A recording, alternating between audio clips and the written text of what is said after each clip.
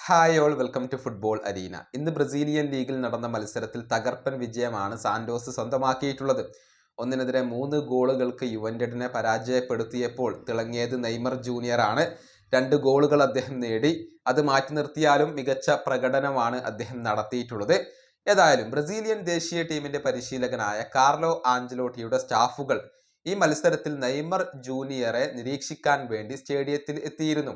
അദ്ദേഹത്തിന്റെ പ്രകടനം വീക്ഷിക്കണം, അദ്ദേഹത്തിന്റെ ശാരീരിക ക്ഷമത വീക്ഷിക്കണം, എന്നിട്ട് അദ്ദേഹത്തെ ബ്രസീൽ ദേശീയ ടീമിൽ ഉൾപ്പെടുത്തുക എന്ന ഒരു ചുമതലയാണ് കാർലോ ആഞ്ചലോട്ടിയുടെ സ്റ്റാഫുകൾക്ക് ഉണ്ടായിരുന്നത്. മത്സരശേഷം നെയ്മറോട് ഇതേക്കുറിച്ച് ചോദിച്ചിരുന്നു.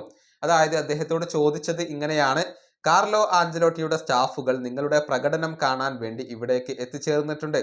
ബ്രസീലിയൻ ദേശീയ ടീമിലേക്ക് മടങ്ങിയെത്താനുള്ള സമയം ഇതാണോ? ഇതായിരുന്നു നെയ്മറോട് ചോദിച്ചത്.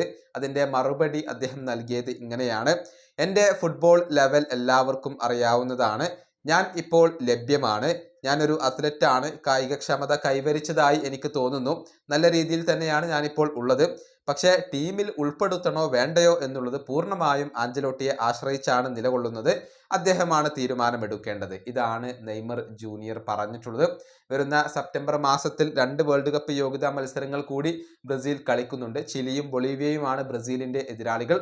അതിനു വേണ്ടിയുള്ള സ്ക്വാഡ് പ്രഖ്യാപിക്കുമ്പോൾ നെയ്മർ ജൂനിയർ അതിൽ ഉണ്ടാകും എന്നാണ് ഇപ്പോൾ പ്രതീക്ഷിക്കപ്പെടുന്നത്. ഏകദേശം 2 വർഷത്തോളമായി ബ്രസീൽ ദേശീയ ടീമിൽ നിന്നും നെയ്മർ പുറത്താണ്. അതിന്റെ കാരണം പരിക്കാണ് എന്നുള്ളത് എല്ലാവർക്കും അറിയാം.